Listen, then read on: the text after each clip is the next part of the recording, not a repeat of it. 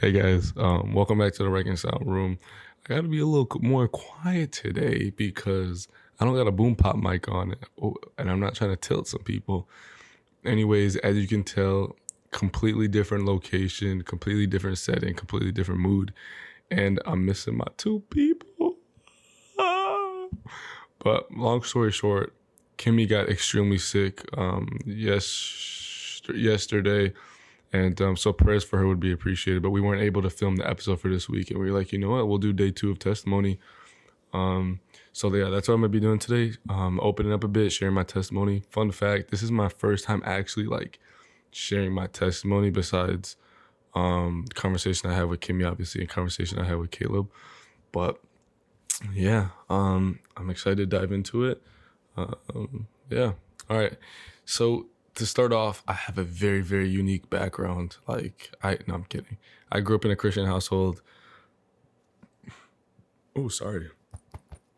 I grew up in a Christian household. I had two God-fearing, God-loving parents. Really, really blessed with the family that I grew up in. I grew up with 5 brothers, 3 younger, 2 older. Love them to death. I love my family so much. I really did get so lucky. I'm so blessed with the family that I came into. But anyways, I had just grown up just knowing that going to church every Sunday was right. But I was a little different in the fact that I did believe it though. Like, I think a lot of people will say, oh, I went to church every week, but like, I didn't believe it for myself or know what it meant for myself. Like, I think that I had a good understanding of what it meant. And I definitely believed in God, and I definitely believed that the Bible was true and stuff like that. But the thing that kept me is it was definitely the relationship aspect, because I don't think, and my parents were amazing. My church growing up was amazing, but I don't think that people necessarily talked about as much back then the idea of having a relationship with God. And if they did, it didn't necessarily, it wasn't necessarily in the context of how do I start that or how do I grow that. So in my mind, it was always kind of like, oh, I just probably automatically have it, especially like if I believe or if I hear the stories or whatever. So anyways, I'm growing up. I distinctly remember the first time that I really like started thinking about eternity, meaning like heaven and hell or like what happens after death, was the news came on one night. I was like, I don't know, I was like 8. 10 is 4th grade. So I was probably younger. Yeah, I was probably like 8. And man, the news came on, and it was one of those people in a book that was like, the news was saying, Donald Jefferson, or whatever the guy's name was, predicted that the earth was going to end and that everything was going to come to a close on October 13th, 2012, whatever else it was. And I saw that. I freaked out. Like, I freaked out. I went up to my room. Who, as a kid, do you know that wants to go spend time in their room alone? In my family, especially, that's unheard of, except for my older brothers and the type of stuff that they like now. They was reading nerds, and that's a whole different story. But I ran up to my room, and I'm freaking out, and I'm in the bunk bed. We all shared rooms. Not all of us, but we all did share a room with at least one person. And I'm on the bunk bed and I'm freaking out. I'm like, oh my gosh, oh my gosh, oh my gosh. Like, if I die tonight, like if the world ends tonight, if that's tomorrow, if it ends tonight, what is going to happen? I want to go to heaven. I want to be with my family. I want to, like, I don't want to die. I don't want to perish. I don't want to be in hell. I don't want to be tortured. So that was the first time that I really thought about eternity. And I remember sitting there in my bed. I was like, God, please save me. I don't want to go to hell. Please save me. Please save me. Please save me. And I wake up tomorrow, the next day, and the world didn't end. And what could have been a big transformation in my life ended up being something that was a one-time encounter based on fear. And so I'm definitely somebody who, I don't think it's bad if you first come to the throne, first come to the altar through a fear, being like, oh my gosh, like, I'm destined for destruction. Like, I'm heading down a path of destruction. I'm going to hell. I want to be saved. How can I be saved? I don't think that's a bad place to start, because we all are in need of a savior. And so just want to throw that out there, because I think some people think it's really bad if you come to Jesus being like scared for being like heading towards a destruction. And that's what Jesus came to save us. Develops into something bigger, something greater, something more intimate, something more filled with delight. But that's a whole different story. But anyways, it could have been a transformational night, transformational day but I was young and I was scared and I was operating out of fear. And so things kind of went, but I still in my heart, I was like, man, like I still do love God. At least I think I love God. Like I care for him. Like I'm listening to Christian music. I don't like doing nothing bad. I know the stuff that's wrong. I know the stuff that I should stay away from. My parents did an amazing job of, at least in my opinion, protecting me as a child, protecting me from the ways of the world, protecting me from like crude images, all the different stuff. Anyways, fast forward, we're talking like end of elementary school. Like I start to notice a difference between me and other people, being that like I'm sitting here, yo, I like playing soccer, I like playing video games, I like hanging out with my family, I like laughing, having fun. I encounter for the first time people talking about sexual stuff. And I'm like, whoa, like that's like weird. Like people turn like crushes or something into something different. And I was just like, yo, that's weird. Didn't really amount to much, didn't really amount to anything crazy. Fast forward again from the end of elementary school to middle school. And to preface, my middle school was only 7th and 8th grade at the time. Most people's I know was 6, 7, and 8, but mine was only 7 and 8. And so I get there in my 7th grade year.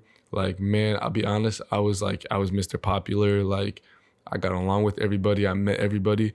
But I still noticed a distinct difference. There would be some things that people would talk about that would just like fill me with this like icky feeling like, yo, like I should not be talking about that, or I don't want to be in that kind of situation or conversation. Like, yo, that's not right. Like, don't be talking about that stuff. And I remember there was one time where a conversation about sex came up. And I kid you not, I had no idea what anybody was talking about. And to some people, for some reason, that sounds frightening. To me, what I see that as is my parents did a good job of protecting me and helping me keep my slate clean and clear. But I genuinely, at that time, like I'm a 7th grader, like I don't remember when we had health class, whatever. I don't remember if it was 8th grade or like whatever. But I wasn't really like educated on like the whole lot of stuff, which I don't think was a bad thing. But anyways, I had no idea what it was. People were talking about it, and in my head, like just what I assumed it was, like lined up nothing with reality of what it was. And I had always known that like, oh, sex or like intimacy like should be inside the confines of marriage. Like it's intimate. It's something that you should never do outside of marriage, blah, blah, all that type of stuff. Like, so I knew that. And so I'm going through middle school, but in 7th grade, like I loved, man, I would bike to school. I'd listen to KB. I love KB, the rap artist, just to make it clear. Like HGA, His Glory Alone. I absolutely loved his music. And there were some of the songs that like, I was that kid that loved listening to more emotional music, like meaning music that like I think meant more, had more meaning behind it, like NF, KB, like Hillsong Worship, Hillsong United. Like at the time, I didn't listen to secular music. I had never been exposed to it. I'll be honest, my older brother, sometimes we would get on the computer and we would take turns putting on music. And my older brothers would want to put on like music, like what's the example that always comes to my mind is Michael Jackson and a Pretty Young Thing. And my brothers played that, and I was like, yo, why would you want to call a girl Pretty Young Thing? Like isn't that objectifying? Isn't that like all this other stuff? Basically, there were certain things that I definitely did that irritated my brothers because I think I started thinking about the world in deeper ways than they were, at least on a spiritual level, because I don't think they were really moving towards or feeling themselves pushed towards like anything spiritual or anything like greater kind of outside of the world. They were never bad. Like my brothers are amazing. Like it's not like they were like gangsters or like they hated God or anything, but I think they just didn't think about eternity or like think about a relationship with God in general. But anyways, then it would come my turn and I would put on like some song that's like One Day by Mati Sayu or like Over the Rainbow or like some worship songs or like some Lecrae, stuff like that. And when it would be my turn, they'd be like, oh my gosh, Zeke, like blah, blah, whatever. Anyways, that was a complete side tangent. But I would bike to school. I would listen to KB. Loved it, man. Like Oceans Where My Feet May Fall or Where My Feet May Fail. Like that song was like, yo, that song resonates with me on a different level because when I was in middle school, when I was really trying to like figure out what life was, what emotion was, who God was and how he cared for me, that song and the album, I don't remember what it's called, but KB, it's got like shoot, I'll have to look at what it's called. Anyways, that stuff made me like feel some type of way. And I love the way that it made me feel. And I think that was because as I listened to the music and the lyrics, I started to realize some truths that I hadn't come to know through the Bible or scripture, because I had never really read the Bible. That like really just made me feel at peace and really made me feel with joy. And I was like, man, like I'm ready to conquer the world. And so I keep going through middle school, and I'm in 7th grade, and I didn't notice it, but like my identity kind of started to get wrapped like very, very tightly in with everything worldly. So like, I'll be honest, I don't say this in a prideful way, but like in middle school, like I was that light-skinned guy. Like man, like, dude, oh my gosh, I'm just trying to, yeah. So what I thought my worth was based off was now popularity, or like how people view me, what people think about me. I didn't even have social media yet. My parents didn't even want me to have a phone till high school. But then like I got like a little Android. I was like, oh, how many followers I can get? Like how can I text people? Like it's only a good day if like I had a good flirting session with like one of the popular girls in the school, like whatever. I really started thinking about that way. But I was still, what I would still look at myself as like, oh, I was still very innocent. But I just got along with everybody. I think everybody kind of gravitated towards me. Met a lot of people, especially upperclassmen. I do remember this one circumstance, dude, where like, bro, like this will tell you guys how bad it was. I was in 7th grade class, it was math class, and the teacher wasn't there yet. The teacher got late to class. I'm sitting in the back of the classroom, like along the wall where like the ACs are, you know, like those AC units. And there's literally like these couple girls that come up to me. They're like, oh, Zeke, I heard you like had a 6-pack or whatever. I was like, yeah, you know, that's me. And then they're like, can we feel it? And I was like, oh yeah, for sure. And I kid you not, the teacher comes into the classroom, and like she was black. She was not playing around. She was like, yo, what are you doing, Ezekiel? Like, are we serious right now? And that was like a time where like I low key like felt like I first experienced conviction, because I was like, yo, like I thought it was just like whatever, because I never really stopped to think about my actions. And like that's, man, yeah. Anyways, 7th grade was awesome. Go through 7th grade, I started to get exposed to like a lot, not exposed to, but like externally, like I just realized that people like even like on the soccer team and stuff like that were talking about this stuff, like talking about porn, talking about girls, stuff like that. And I'm like, man, like stop that, y'all. Like don't do that. Don't watch that. Don't talk about girls that way, blah, blah, all this stuff. I would say that, not participate, never saw porn. I actually would get made fun of because I was like, yeah, I never watch porn. I don't want to. It's bad. I don't want to. And I would get made fun of it, and they'd be like, oh, Z, come on. Like, I know you want to, or like, I know you have, or whatever. And I was like, no, like, I'm not doing that stuff, whatever. And so I remember specifically this one time we were walking on PE, and it got into this whole debate. And I realized for the first time, I low-key felt bad. I was like, yo, like, should I feel bad that now like I can't relate to people and whatever they're saying? But then I was like, oh, there's a part of me that like, I think it's a good thing that like I'm standing out. But so what I'm saying is, the end of my 7th grade year, I started to have this conflict within myself.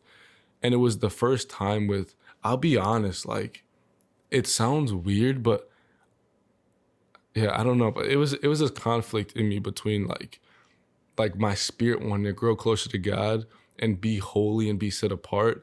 But then my flesh wanted to be like, yo, but I want to fit in, or I want to be known as that light-skinned guy, or I want to be like popular, or I want to be loved by everybody. I want everybody to think I'm cool. And so I really started to feel that tension. 8th grade comes along, and now what happens, and I'll be honest, this is a trigger warning, I would say, like specifically for my parents. And I feel really bad because, like I said, Kimmy and Caleb were the only ones that know my full testimony. And it's not out of lack of trying. I will say for the longest time, I was ashamed about my testimony. I carried a lot of shame with it. I hated thinking about it. I didn't want to think about my past, even though I'd walk around to everybody and be like, yo, like, you're set free. Like, share your testimony, share your story. But like at the same time, I would think back to mine and be like, dang, if I share mine, people are going to think of me less, or people are going to think I'm less of a Christian, or people are going to think whatever. But one of the things I was most ashamed about is bringing it to my parents. And so, mom and dad, if you're listening, I know you guys watch the podcast, like, just like a little bit of a trigger warning, like for apology, just being like, I really wanted to. And I really tried to like be able to share, be able to come down and be able to talk when I finally got the courage to, but I just have not been able to. And so I love you guys, but please don't, like, yeah. Anyways, I get to 8th grade, and I'm not going to go into a crazy amount of detail, but I had a lot of encounters with sexual predators. And it was pretty scary for me at the time because I'll be honest, this is where I think ignorance started to come and play a little bit. Like, obviously that wasn't the reason for anything. Like, it was abuse, like, point blank, period. But like, there were certain parts where I was just like, oh, like, I don't know, like, is this like right? Is this wrong? Like, I don't know. Like, I don't know. Like, I didn't even know. I don't even know anything. And so I just knew, like, oh, if somebody said, Zeke, do you want to have sex before marriage? Oh, no, my gosh, no. Like, doing that for marriage. Zeke, do you want to watch porn? No. But I didn't really know anything in and of itself, or the specifics, or even the why, or what, like, underlining, which was just like absolutely awful. And I like people like that. It's just disgusting behavior. Because I mean, exposing children who like are doing nothing but living a like what at least what I thought at the time was like a fulfilling life, like a life that like at least I was clean slated. All of a sudden that became tainted because there were multiple people who started exposing me to stuff, or like forcing certain stuff on me that like I wanted nothing to do with. But then like when it started happening, I was like, yo, I don't know. Well, I don't know. I don't know. So long story short, that stuff started happening.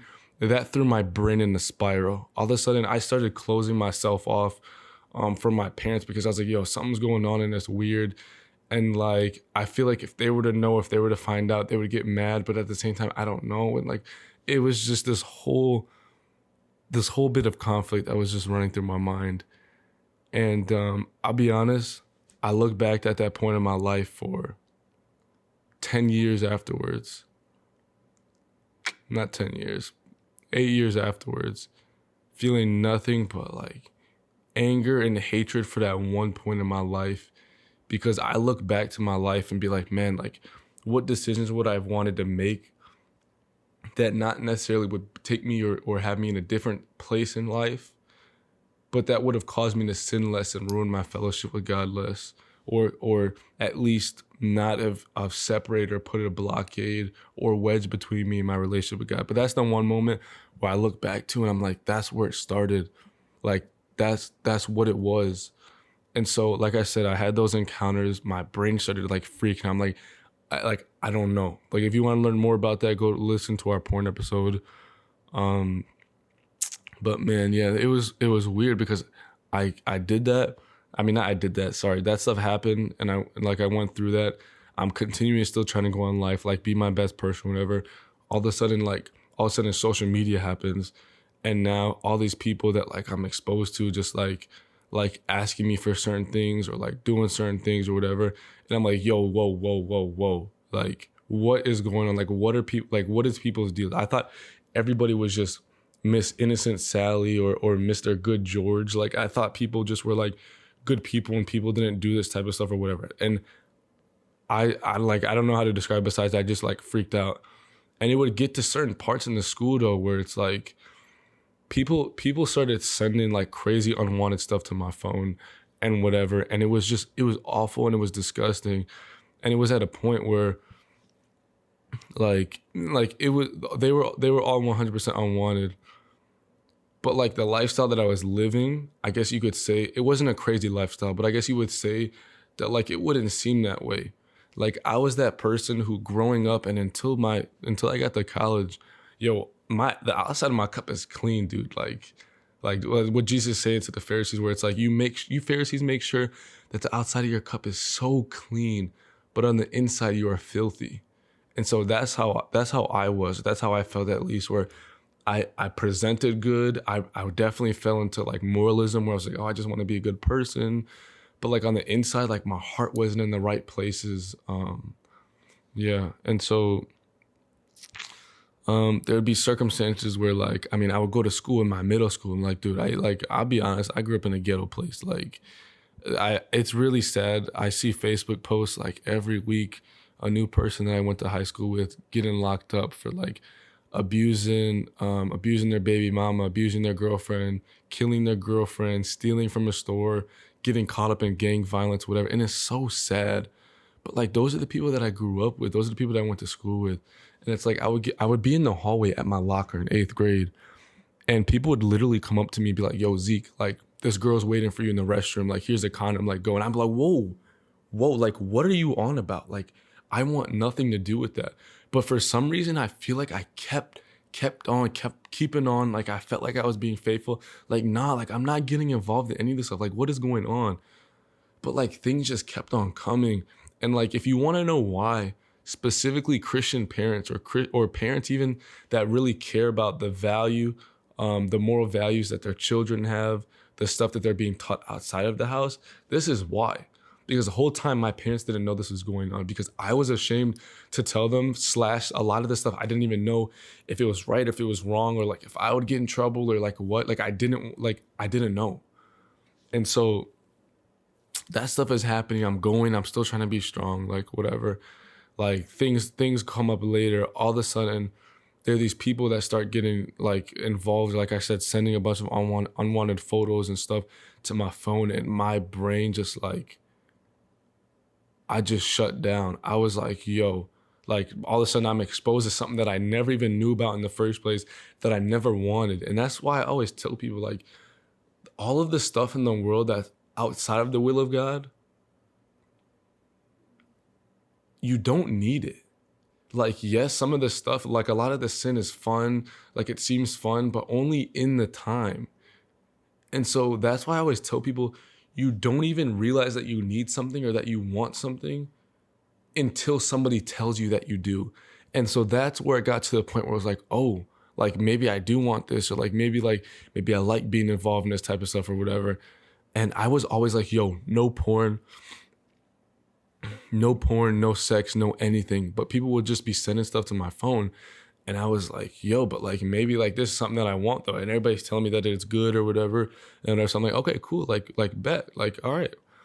And so I'm down this line, I'm down this train. All of a sudden I start falling into a trap where this is where, like, guys, you have to realize that stuff that's done to you, or abuse that's done to you, or violence that's done to you, or transgressions that are done towards you don't equate to you being sinful. So for example, like the people doing stuff to me or saying stuff to me was not me committing sins. The sexual predators that did stuff was not me committing sins. But now we're getting to a point in my testimony, in my story, where I didn't differentiate myself from that now. And I'm not fully blaming myself and being like, oh, whatever.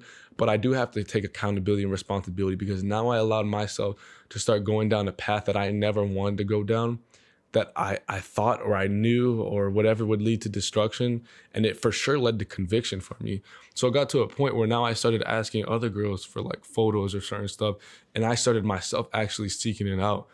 And there was this one person specifically, like who would send stuff, whatever. But then it came to one time where it's just like, oh, Zeke, like, why don't you just watch porn or whatever? And I was like, oh my gosh, never. Like now you're starting to understand even the hypocrisy that was running through my veins at the moment. Even though I still didn't know a lot of stuff, I knew that there was stuff that was wrong. I knew that there would whatever, but I just got pulled. I felt like I just got pulled into it. And so I was like, yo, porn? No, I'm never opening that up. That's evil. That's wrong. But I was like, oh, but I guess like if it's like something like in real life, then like it's fine, whatever, which is absolutely not true. And it came to a certain point where people just kept telling me that. They kept telling me that. And this person kept telling me that. And I was like, you know what? Like, I'm not going to do that. But I'm going to go on Twitter and like look up stuff. And then it got to a point where I went on Twitter and I looked up stuff. And I was like, yo, like, then what happened? I went to a rabbit hole and I was like, yo, like, it's okay if I look at something a little bit more, or a little bit more, a little bit more. Like it might start as something as simple as like bikini photos, and then it moves to more, and then it moves to more, and it moves to more, and it moves to more. And I now went down the line to where all of a sudden I was typing it in the website in my phone and my computer, and I just went down a dark hole. Like I myself became addicted to porn. I don't think my family knew about it. I hid it. Like I was scared. I do believe all the while I was feeling convicted, I knew that I shouldn't have been doing it. But y'all, you guys don't understand how many times I quenched the spirit, especially in terms of conviction And like also just shame. Like guys, shame was the stronghold that I was struggling with, because if I wasn't ashamed about any of this stuff, I would have brought it to my parents in the first place. And I know my mom and my dad would have went to the ends of the earth defending me and praying for me and watching over me and being strict about certain things to make sure that I'm not falling into certain habits. I'm not letting that bird that's flying over build a nest in my mind. And so I'm doing that now. I'm addicted to stuff, like, but still the whole time, like, yo, no sex. I'm not doing that before marriage, whatever. No, I'm not doing that. And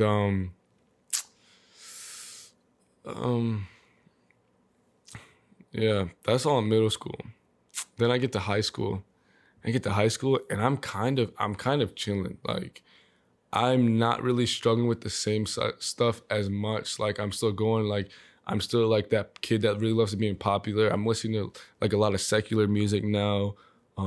Love sports, love just like knowing that people like me and that I'm doing good, that I'm successful, that I'm looking like a good guy. Although on the inside, my heart was black, my heart was stoned, my heart was corrupt. And I go through school.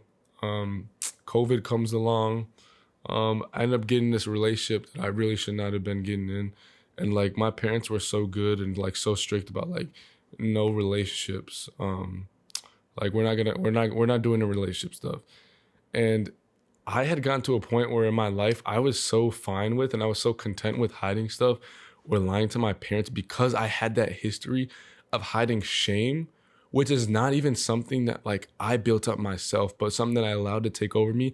And because I was hiding shame from something that somebody else originally did to me, I let that build a path of disgust, of evil, of sin, of corruption, of hypocrisy. And so I was just like, you know what? Like, if I start talking to this girl, it's not like that big of a deal, whatever. Like, I just won't tell my parents, or I just tell my parents we're friends or whatever. Start dating this person. Long story short, fast forward 2.5 years. I believe it was a really toxic relationship. Like it was a really toxic relationship. Something that I should not have been in. Something that, I'll be honest, I I wish I never would have been a part of. And every day I was just like, yo, I don't want to be a part of this. Like, I want to be out of this. But I was so weak. I was so full of shame. I was so scared. At the same time, I didn't want to hurt this person. At the same time, this. At the same time, that. At the same time, that. And all of the convictions or all of the worry or all of the sin that I knew that I was experiencing in my life, I put all off to the side because of my shame, because of my pride, and because of my thirst for people pleasing.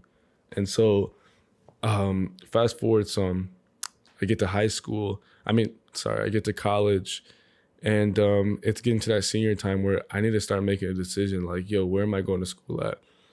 I started really late. I'll be honest, my parents didn't know that much about recruiting. I had this brother, not actual brother, but a brother in Christ. Like, his name is Noah. Shout out Noah. I don't think you watched the podcast, but he helped me reach out to college coaches. He helped me do all this other stuff. I had a lot of great prospect opportunities actually. I got a really good star rating. So things were like looking pretty good. I got a lot of opportunities. The one that I wanted the most was for sure overseas opportunity, but I couldn't end up affording it. Then there were certain universities or colleges that were really, really historically successful. Wanted to go to those for soccer. Sometimes couldn't afford it. Sometimes my parents were like, no, because my dad was really strict on, Zeke, I want you to go to a Christian university because I can't have you like not be in a Christian community and turn into all these other people that are living their life for the world in college, and then they just continue to live their life outside of that for the world, and they're messing up their life. And I got so angry at my dad because I was like, Dad, I'm fine. I can handle myself. Even if I don't go to a Christian university, I can still be a Christian. All the while I'm doing, and I just know that I experienced all this other stuff and I wasn't strong enough to break away from it. Like, I thought I was stronger than Samson. I thought I was stronger than Solomon. I thought I was stronger than David. I thought I was stronger than everybody else in the Bible that struggled with lust or that struggled with this other stuff. I was like, you put me in a room with it, I'm fine. I'm chilling. I'm just going to like fight it or whatever. Instead of wanting to run. There's a reason why the sin that you're told to run from is sexual immorality and lust. There's a reason for that. And so anyways, I get to that point and I'm just like, you know what? Like, by the way, I just would like totally crash out on my parents, and I would totally like lash out on them. I would totally mistreat them. I was not honoring to them at all because I would be so angry about stuff that now the world told me that I needed, that I wanted, that I never asked for or would have wanted in my life before. And so I really tainted my relationship with my parents, specifically like my mother, for maybe the last 2 years of my high school career, maybe even pushing more than that. And I felt really sad because I loved her with all my heart. I really loved her. But I was also like, man, if she knew the stuff that I was going through, the stuff that I was struggling with, like she needs to see me as like I'm good or like with this or that. And the fun fact is like I never did anything. It sounds crazy.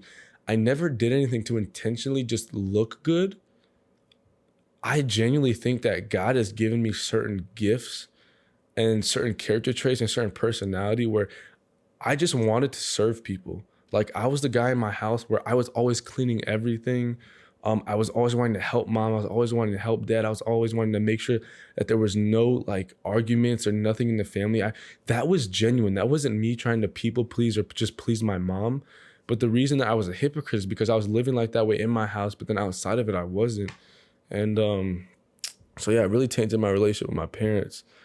And it gets to like the summer, and I'm like, man, okay, I guess I'm not going to college. I guess I'm just gonna be one of those bums that like. By the way, I'm not calling everybody that doesn't go to college bums, but this is what I thought. Like, man, I'm just gonna be another one of those bums that like don't amount to anything in life. Like, I don't make money, I don't get a job, I don't go to college. Because at the time, I also thought that if you don't go to college, then you're cooked, especially where I come from, and you're looked at as a failure. And I was that person that everybody looked at in school. Like, it wasn't a good thing, but there were professors that were like, yo, Zeke, like, bro, you're so smart. You got the best GPA. You got like this, like you're good at soccer. Like you got this going on. Like you're going to be that type of guy that like gets a 6-figure job, marries a supermodel, has a yacht, gets a bunch of people on his boat, like a bunch of girls, goes to the club with her. First of all, I don't know why there were certain teachers that said that stuff to me. I don't know why you would ever say that stuff to a kid. Like, started feeding my head with like, yo, like okay, that sounds kind of good. That sounds kind of good. And so I also was like, yo, what are other people going to think of me now, though, if they're telling me that? And now they're like, oh, you're not even going to college? Yeah, sorry, I guess we were wrong. It gets to like very late. There was this one coach that I met at a camp, and I reached out to him. I was like, hey, like, would you still like want me to come to here? Because I'm interested in going to that school. And I had a phone call with him. He was like, yeah, like, please, like I'm sending you the letter right now. You go ahead, sign. Like, I'll show you how to get enrolled, like make the deposit and everything. I ended up doing that. So the school I ended up committing to was Edgewood College at the time in Madison, Wisconsin. The coach, loved the coach so much. Romeric Satoji from Togo, amazing guy. Has a lot of integrity, great character, great family. Like, man, that was awesome, man. I get to school, and by the way, the whole time I didn't say, when I'm doing this college stuff, I was still in this relationship, but I'll be honest, I wanted to go to a school as far away as possible, as humanly possible, so then I can be like, sorry, I gotta focus on school. Like, I can't do this. I can't stay in this relationship, whatever, because I was so weak to break up or to get out of that relationship. I was weak. I really was. I was weak and filled with shame. And uh, yeah, like, dude, I almost went to school in Florida, California, Louisiana, the UK. Like, dude, even Indiana, which is not that far, but like it's a decent drive. So I end up coming to Edgewood, and I'm just like, man, but like I can't stay in this. I don't want to stay in this. It's a toxic relationship, whatever. Keep going on. And man, I just like the way that, sorry, like when you think about your testimony, you just like realize like where God brought you from. Because it's like, man, the way that you used to think about things or handle things, like it's just crazy. What's next? Yeah, so I end up coming to Edgewood, and I'm caught in this thing where it's like, okay, like now, like what am I supposed to do? Like, I don't have a car. How do I go to church? I'm used to going to church with my family of 8, my 5 brothers and my 2 parents, blah, blah, whatever. By the way, when my older brother stopped going to church with us when I was in high school, I would get so concerned because I was like, why? Like, what is your guys' problem? Like, why do you hate God? Why do you not want to learn about God, whatever? Even though I was living a double lifestyle. But like I was still feeling that part of me that was yearning, like, Zeke, you gotta go to church. Like it's good to go to church, especially honoring your parents or whatever. And they would just straight up deny my parents, like, hey, I'm not gonna do that. I'm not gonna go. But I get to college and I'm like, yo, I miss my family. Like I'm living in a room by myself when I used to live with my 5 brothers. Like, guys, the amount of joy that my brothers have brought me in my life and that still bring me, like, I love those. I love those guys so much. I can't say that enough. My family, dude, my family is amazing. So amazing. But I get to college. I'm not really doing anything. I'm not doing anything bad. Like people are like, oh, we got to do this whole college lifestyle. I'm like, yeah, no, I'm still not doing that. After every single soccer game, people begged me, Zeke, you got to come to the party. You got to come to the party. You got to come to the party. Bring the alcohol. Oh, why don't you drink? Oh, you don't drink, blah, blah, all this other stuff. And I'm like, yo, there was still everything in me that was like, what is wrong with you guys? Like, why do you guys like doing stuff like that? Why do you like indulging with stuff like this?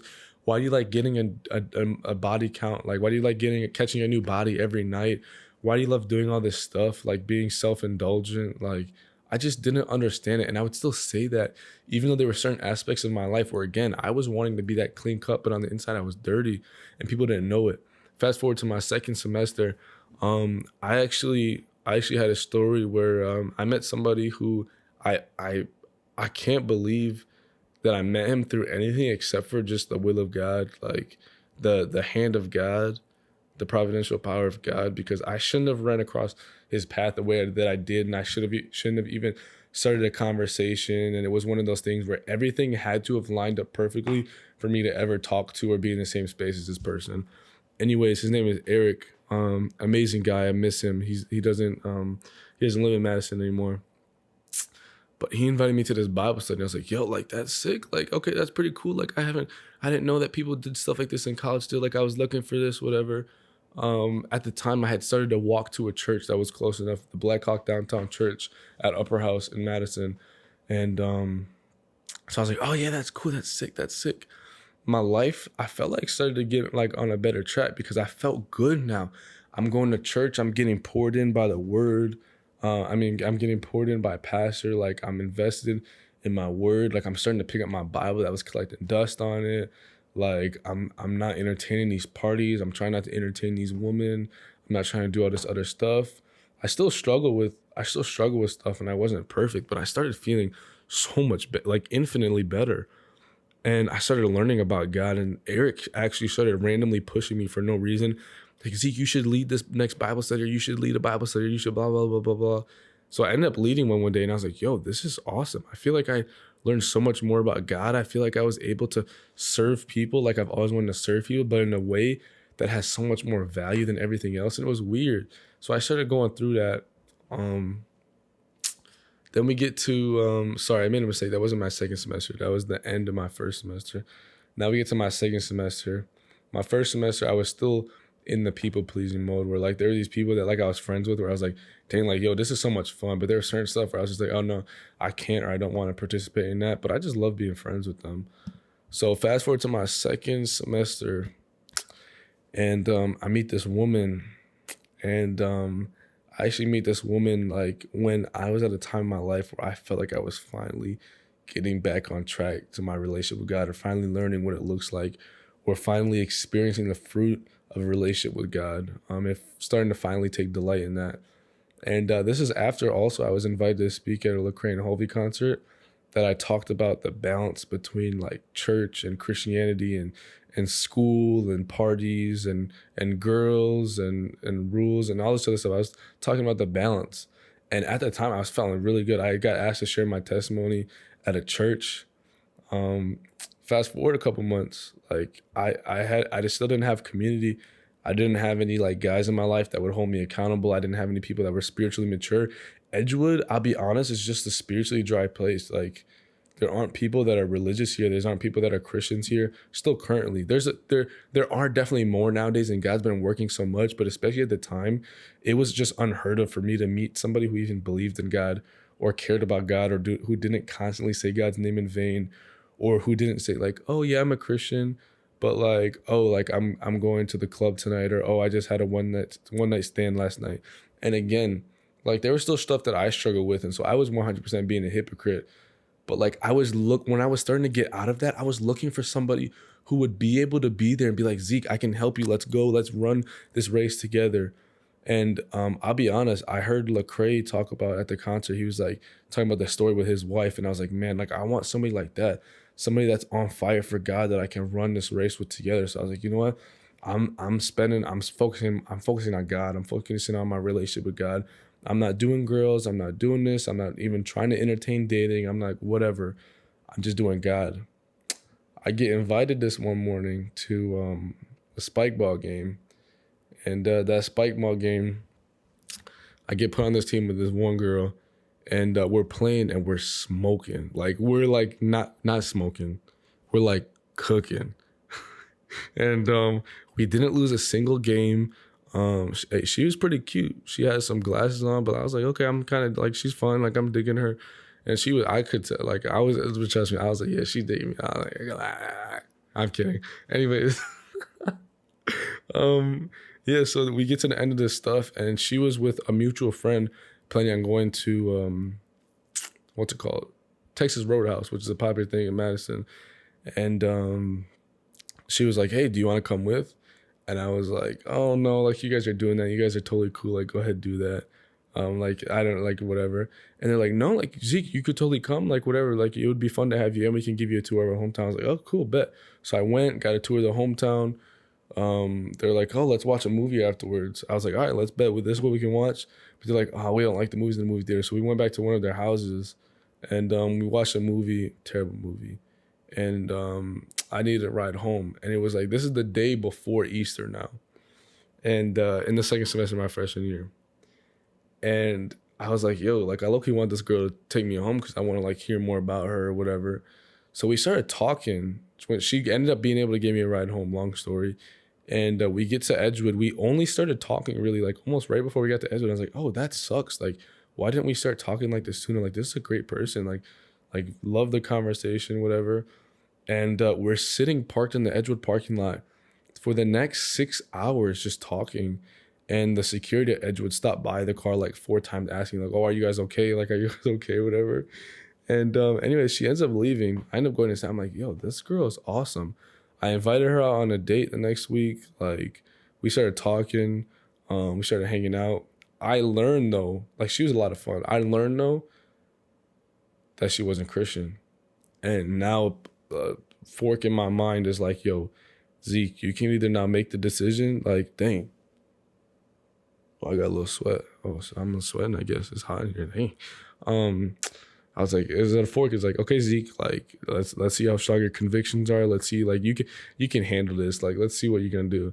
So I was like, you know what? I'll keep entertaining this and I'll keep going on dates with her, but I'll just tell her that we can't be official because I can't date a non-Christian, somebody who doesn't have the same values. I can't go through this again. But still, I thought I was stronger than Solomon and Samson and David and all the other people. I thought I was stronger.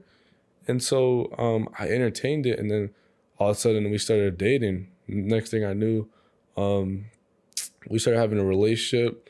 We started crossing boundaries that we shouldn't have crossed, which I was the person in this relationship who at the time, I would 100% say that like I had a relationship with God. At least I thought I did. And I had the burden to be like, yo, I can't step into this. I can't mislead you because I have these values and I don't want to step into this. I don't want to be unequally yoked. I ended up doing it. Relationships have always been my downfall. Like girls started to be my downfall. Not always, but since this stuff happened with the predator, that's why I'm saying like these patterns in my life like came out of that. That's why I was so angry and filled with shame. But I also have to admit that when I committed sin, I also signed up for that. Like, not signed up for that stuff happening back in middle school. Sorry, just to be clear. But like when I sinned after that, like the patterns that I allowed to take a stronghold in my life, to build a nest in my life, I chose that. At the end of the day, I have to admit that. And I'm not proud of that. But it got to a certain point where we were in the relationship. I would go home after hanging out with her and cry because she said, oh yeah, like I'm gonna come back as a bird or whatever. I would literally cry because I'm like, are you kidding me? Like, I'm going to heaven. I want to go to heaven. She wants to come back as a bird. We're not on the same page at all. And she started asking me like, oh, Zeke, like, I totally respect that you're Christian, whatever, what are boundaries that you have, whatever. This is where I have to completely own, like, I turned the Bible into what I wanted it to be. Like, I interpreted verses ways that my ears were itching to hear, like Timothy says. Like, I wasn't hearing the truth. I wasn't wanting the truth. I was wanting what would please me at the moment. And she was asking me, and like, oh, I was like, oh, I gotta look at the Bible, what the Bible says about that. Never looked at what the Bible said about that.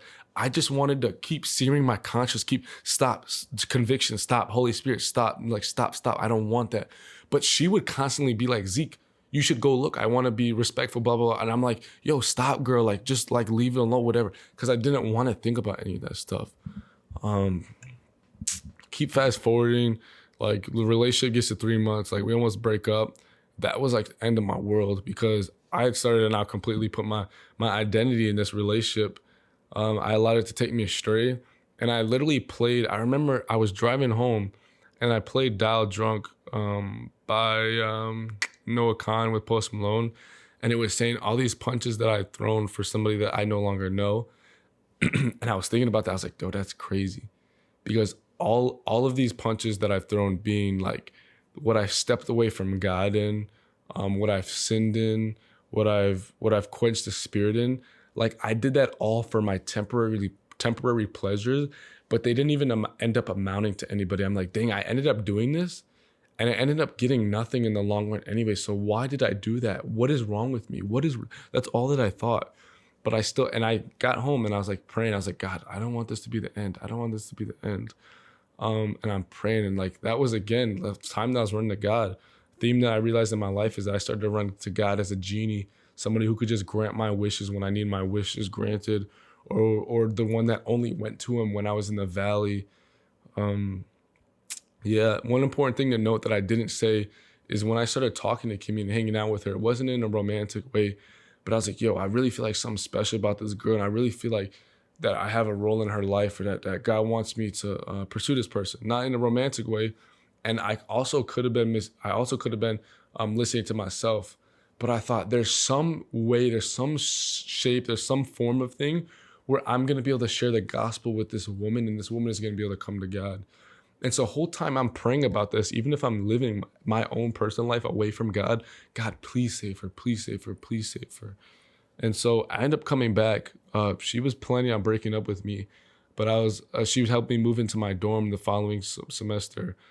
Her mom braided my hair, and she helped me move in, and we get back to my dorm, and we put on The Office, and she was like, oh, Zeke, we never talked about the thing that we need to talk about, because we were like, oh, we won't talk about the future relationship until you get back so we can talk about in person, because she was always like, if I'm going to break up with you, I'm going to break up with you in person.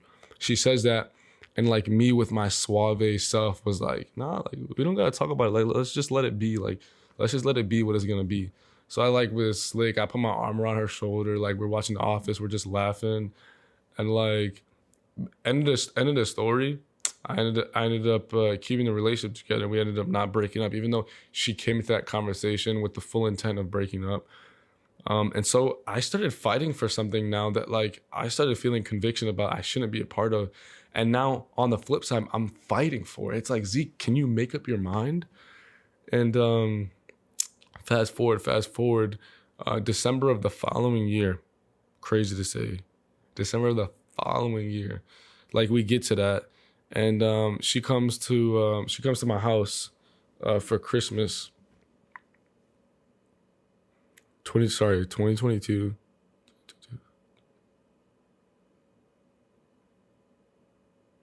Yeah, she gets to my house for Christmas. She like meets my family and stuff like that. Which she met my brothers earlier already. Long story. Um, and she got back. She went back to Madison now, and I could tell things were off. It was like weird. And she was like being weird. I was like, what's wrong? Like, what's different? Whatever. And I get back to Madison, like we just continue as normal, like just like living in sin. And one morning, like we wake up and she just randomly was like, Zeke, like, can I come to church with you? Crazy, I know. Whole time I'm living in sin, I'm going to church too. Like you can start to begin to imagine how much I quench the spirit and how dangerous it is to do that. I wanted to say I was still going to church because I have to go to church and I have to like say I believe in God and I have to say I'm a Christian, but I don't necessarily need to live it, or I don't necessarily want to live it. I want to do the things that the world wants me to do. I'm convicted. I run to the bathroom. I'm in the bathroom. I'm like, yo, I don't, it got so bad, y'all. It got so bad. I didn't even want her to come to church with me anymore because I was like, oh my gosh, she's gonna come to church and I'm gonna be exposed as a fraud. Like she's gonna see and she's gonna be like, oh my gosh, Zeke, like what happened? Like this isn't what you're living like. And I got so scared to where I almost didn't want her to come to church anymore. But I was like, you know what? Like come, we go. And I'm just like, okay, well, I hope she really enjoys it. I hope she comes back. She says that she hears a voice in her head saying, she didn't tell me this at the time, but she heard a voice in her head when we were walking in the first time saying that like, yo, you're gonna go to church every week for the rest of your life. And crazy. But she always thought Christianity was a cult. She thought church was a cult. She thought it was evil. She thought it was wrong. All the things. Didn't think God was true. And I believe all this had started to begin to happen because I got to a point where like I was still living in a sin, but like I was like, God, I can't do this anymore. I don't want to do this anymore. Can you like give me something? Can you free me for something? Like I surrender this relationship to you. I give this up to you. Like I don't want to take control because I've been taking control and I've been leading her astray. I've been leading myself astray. I've been putting a wedge in between my relationship with you and even her relationship with you. And so she comes to church. One of the things that she struggled with at the time was pride. And so she didn't want to tell me, but she ended up enjoying it. She was crying. The pastor spoke straight through her. She comes again, it happens. She comes again, it happens. Now we start getting on this fallout because she's like, yo, like, is this stuff really true? And if it's true, like, I want to pursue it because I want it. Not because I'm doing it because of Zeke. So we ended up pretty much like breaking up. She was kind of telling me that. And I was crying because I had put my full identity in the relationship. And now that it was ending, of course, I felt at risk because it was my whole identity now just crumbling down. But she was saying like, Zeke, I don't know if I can be in this relationship because I want to pursue my relationship with God. And that stung because I was like, yo. So I ended up bringing her to God. And now I don't even get to bear the fruit of that. Like now I don't even get to be like, oh, I love her. And now we're both Christian. Now we're going to get married. And now this and now that and now that. I don't get to experience that even though I did this. Like I stuck it out. But it brought me to tears at the same time because I was like, if there's anything in the world that I would want to get broken up for, it's because somebody values their intimacy with God more. Like you could be a great person, but like sometimes you're actually just not meant for somebody. Sometimes there's somebody that you're more spiritually compatible with than somebody else. You get into a whole long line of things. So it doesn't always have to be for a bad reason. But like she was like, man, like I want to pursue this relationship with God. Like I want to see if this stuff is really true. So I'm now struggling again because I'm like, yo, like now I gotta get my stuff together. Like what's going on? And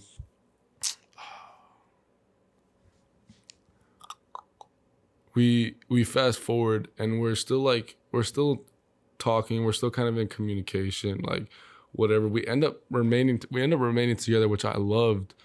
But like it sparked something in me where like I always viewed it at the time, and everybody from the outside, when they hear the short version of testimony, or at least hear Kimmy's testimony, it's like, oh my gosh, like God saved Kimmy. Like it wasn't you that did it, Zeke, but God saved Kimmy through you, God, whatever.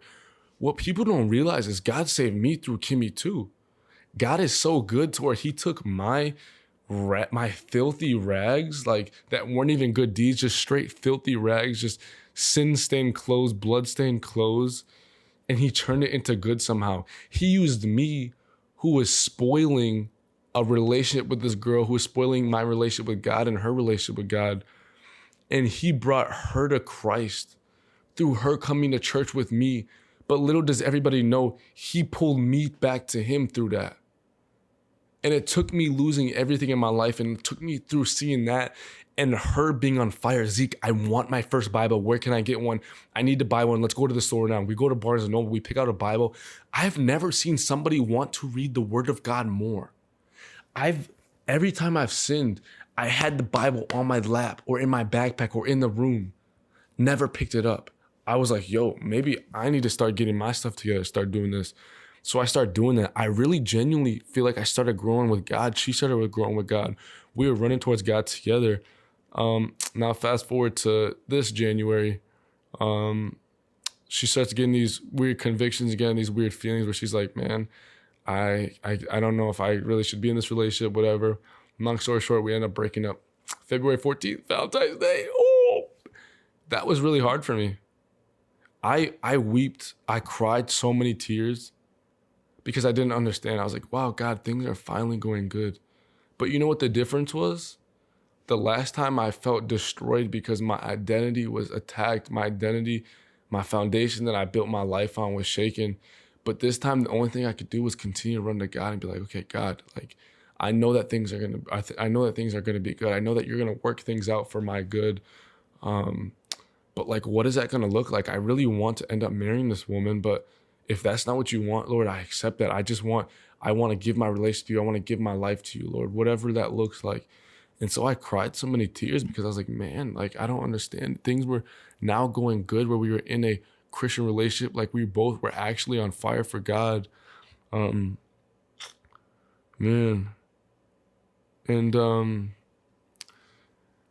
And yeah, so long story short, sorry, I missed some stuff. I got to wrap this up soon because I've been going on for a minute. Sorry.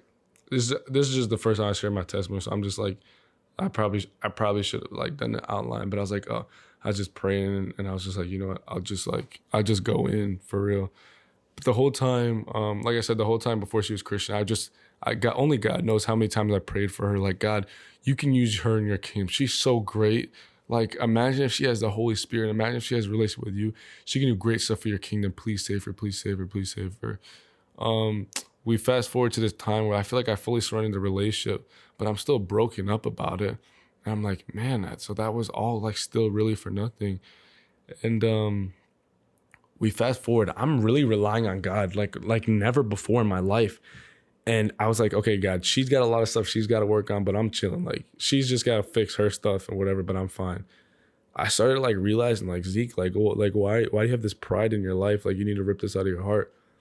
So I start praying, I start reading the word, I start relying on God. This one night where we were both supposed to go to crew, I led this ministry that I started the year before, long story. And I was like, you know what, I'm tired. And like, I really want to go to crew because I really want to see Kimmy's face. And I was like, no, but I don't want to do that. Like, I want to just rest and confide in God and spend time with God alone. So I go to my room and I just pray and I journal.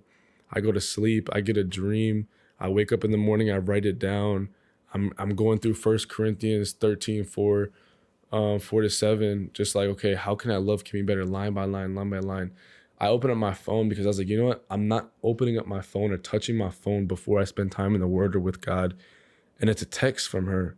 And it's saying, like, yo, we need to talk, like, ASAP. We end up talking. And she ends up sharing with me that she's been having some similar dreams, some similar visions, some similar prayers, some similar stuff. Long story short, the Holy Spirit ended up leading us back together. And her name is Kimmy, and we're now engaged. She's now my fiance. And so the reason why I shared that as part of my testimony, which some people are probably like, oh, Zeke, did you like really need to share that relationship story? Is because even though the stuff that I shared at the beginning is really what started things off, what ended things and what finished things and what brought me to where I am today is only through God's grace and through this relationship, honestly.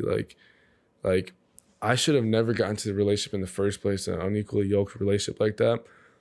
But the thing that I can't fathom, the thing that I try to help people understand, like from God's goodness and God's grace, is like we should never purposely pursue something bad and expect God to now make good things out of it.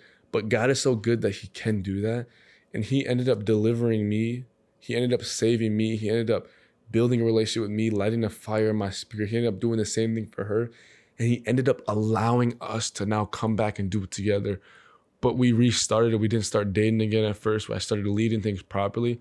And now here we are, engaged, fully on fire for God, fully on fire for spreading the gospel, fully on fire for helping other people to see that there's a better way to live life and that there's only one way to ultimately live and pursue life. And so that's my testimony.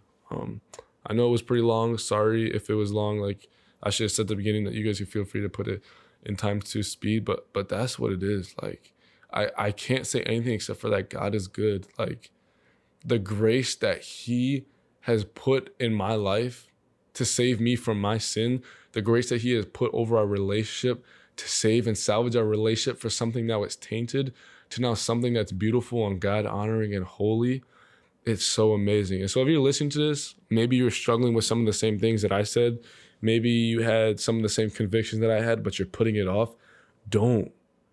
I promise you, it might not seem like it in the time, but it will lead to so much discomfort, so much shame, and ultimately destruction. Like we expect to live a life outside of God, hating God, contradicting God, doing bad things in his name, like giving the church, giving Christianity a bad name. And then we expect him to want to live with us, or not, we expect him to want to because he always wants to, but then we expect to just be let into the gates of heaven to spend eternity with him. Now, when we spent the last 20 years, the 70 years of our life disobeying him, hating him, living apart from him. And so if you're struggling with those same things, y'all, like, you need to understand the importance of community, the importance of fellowship with other believers that will build you up. You need to get plugged into a church. Like, and stop, guys. The one thing that I hope that you guys get out of this is don't quench the spirit. Don't sear your conscience. That's what I tried so hard. I wanted to so bad because I got so mad at God. I was like, God, I want to enjoy this stuff. I want to live my life that everybody else is saying is the best. People are saying that I can do this stuff in college and I can still come back to you. That's what I always said. I was like, God, I can still come back to you after I live the college life or whatever. After I do this, I can still come back to you. Like, you're still accept me. That's not genuine love. Like, if I went up to a friend, no, I'm not going to tell that story. I already told that story in a different podcast. But, oh my gosh, like, yeah. All right, yeah. All right, sorry. I was kind of rambling on. There's just so much stuff that comes to my head. And if you have any questions, if you have any comments, thoughts, or whatever, you can feel free to reach out to me, message me at any time. Feel free to put a comment in there. But yeah, I want you guys to know that, like, shame was the stronghold. Shame, lust, and pride were the strongholds in my life, but they were all ruled by shame because I allowed that to take control. I thought that God couldn't accept me. I thought that my parents couldn't accept me, and I allowed that to take me down a dark path. Don't do that, guys. God is offering you salvation. He's offering you a life of peace, a life of abundance, a life of love, a life of fulfillment, and a life of satisfaction, and a life of delight. Like, God is so good. Christianity has something to offer that no other religion offers. And that's because Jesus has something to offer that nobody else can offer. And so I appreciate you guys for listening to the testimony, especially if you made it the whole time and you stayed the whole time. But yeah, God is good. Thank you guys. And I'll see you on the next episode. Hopefully a regular episode. But all right, y'all have a good one.